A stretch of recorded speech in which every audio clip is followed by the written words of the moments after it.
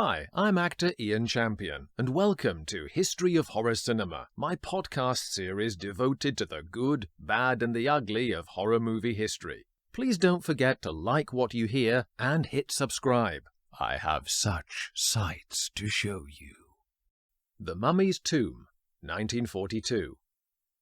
Lon Chaney, now permanently marketed without the Junior, continued his rising name status in Universal horror films through 1942, having established himself as the only actor to ultimately inhabit the Wolfman role the year before. The studio had already transferred him to one existing franchise in The Ghost of Frankenstein.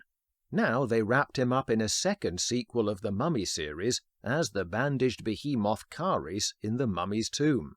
The extreme physical demands of Jack Pierce's makeup wound him up in more ways than one, in a part which almost totally obscured his features. Yet it positioned Chaney once again for maximum marquee value, a compromise that would not be lost on him. Another new factor that Ghost ushered in was the demotion of their horror output to B-movie status, which meant that less money was spent on the budgets. Corner cutting was evident from the beginning of Tomb. The plot takes place 30 years after The Mummy's Hand, allowing the producers an excuse to pad out the first 11 minutes of its brief 60 to be dominated by highlight scenes from the former film.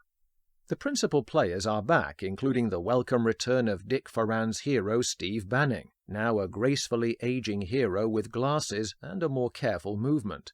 Foran still has the relaxed charm of his previous horror roles without falling into the trap of forgettable blandness.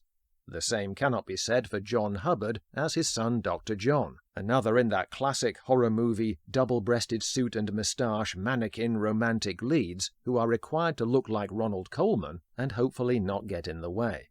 Since Steve is now the elder statesman, the mantle of hero passes to him, and Hubbard fumbles it with some distractedly weak physicality, as we shall see. More promising is the wholesome, perky Elise Knox as his girlfriend Isabel, for whom this was a first lead role. Her looks made her a pin-up girl during World War II, and then the steady girl in Monogram's Joe Palooka series. Strong Scots motherly warmth is provided by Mary Gordon as Steve's sister Jane, a type she specialized in most notably as Mrs. Hudson in the Basil Rathbone's Sherlock Holmes film series.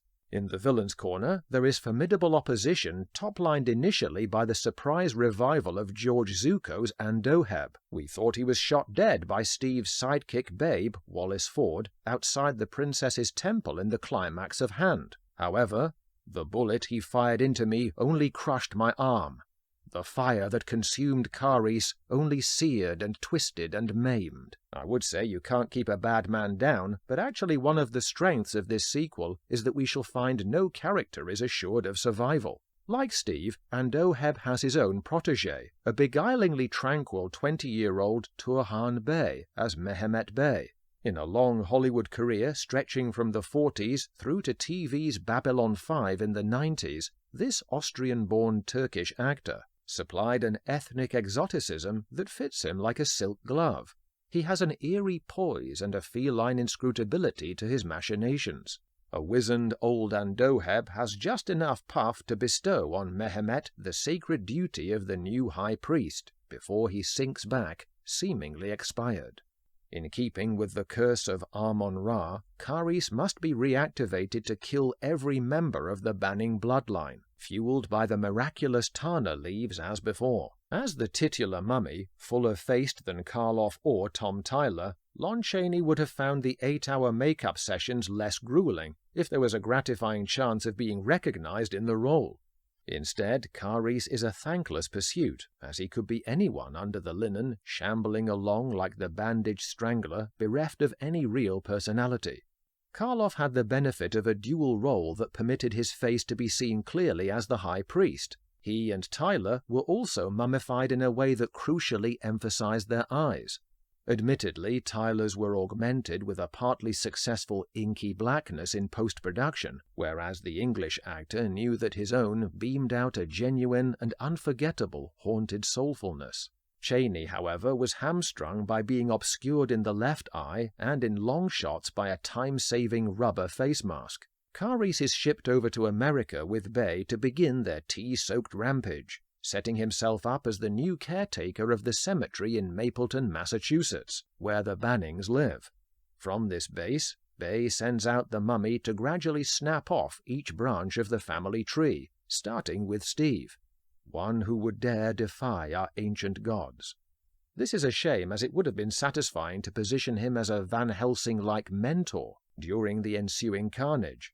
Instead, Karice throttles the better hero out of the franchise, leaving the action man status to Hubbard, who runs with an odd campness and looks awkward throwing a punch. Karice clocks up the second victim of a targeted four by strangling Jane. This brings me to an endearing feature of Golden Age Hollywood movies, that of the fictional newspaper headlines that assume their readership is always familiar with even the minor players in a story.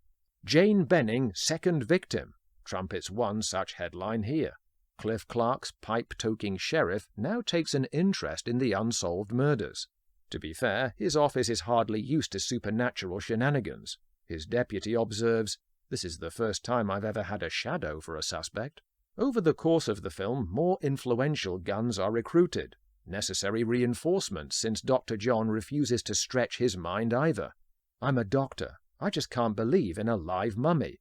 One pleasing addition is to call back Wallace Ford's Babe, for whom time has dulled his swagger somewhat and replaced it with a sober concern over his partner's sudden death. He identifies mummy mold on Jane's neck and realizes their old nemesis Karice is on the loose, backed up by a professor who pinpoints from a linen scrap that he matches the same period as the explorer's original objective, Princess Ananka. Actors Ford and Chaney would have been glad to see each other on set. It was Ford that cast Chaney in the Los Angeles theater production of Mice and Men that brought him to Hollywood's attention. On screen they meet under deadlier circumstances, with Karice strangling him in an alleyway not long after he enters the story.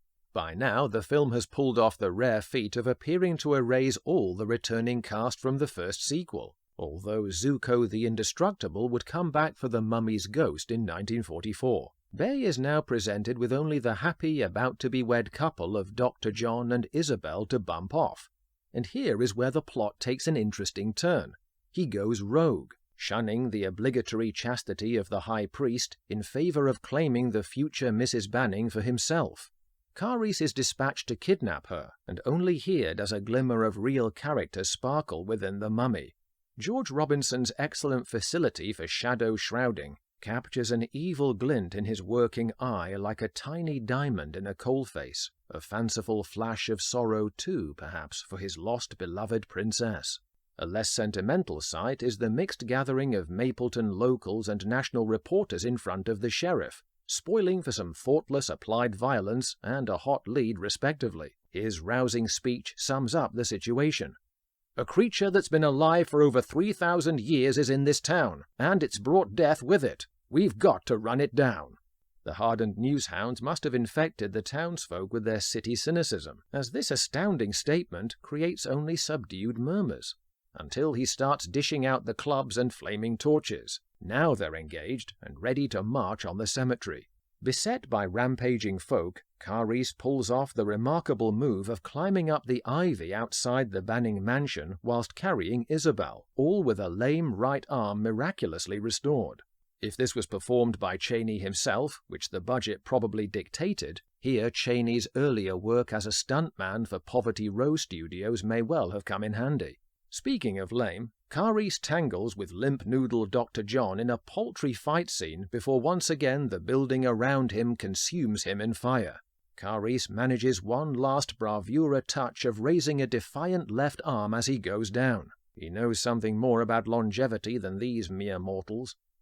The aftermath prompts a uniquely funny version of that spinning newspaper front page cliché. Below the expected shrieking headline, "Mapleton Monster Dies in Flames," which begs the question as to why the use of quote marks when the assailant clearly was a monster. Just below and to the right, in smaller type, there is the equally promising "Greek Island Reported Sunk, Engulfing 200. Surely the sudden sinking of an inhabited landmass qualifies for competitive sensationalism. The Mummy's Hand very much betrays its second feature status, But with its courageous debt clearing, it created a second reboot for the franchise that would shamble on for 2 more sequels, giving Lon Chaney top billing. The hieroglyphics were on the wall, though, for Universal, who were now clearly taking each of their Monster Icons series into a downward spiral of quality. Thanks for listening, and if you like what you've just heard, don't forget to click so, and please hit subscribe. If you build it, they will come.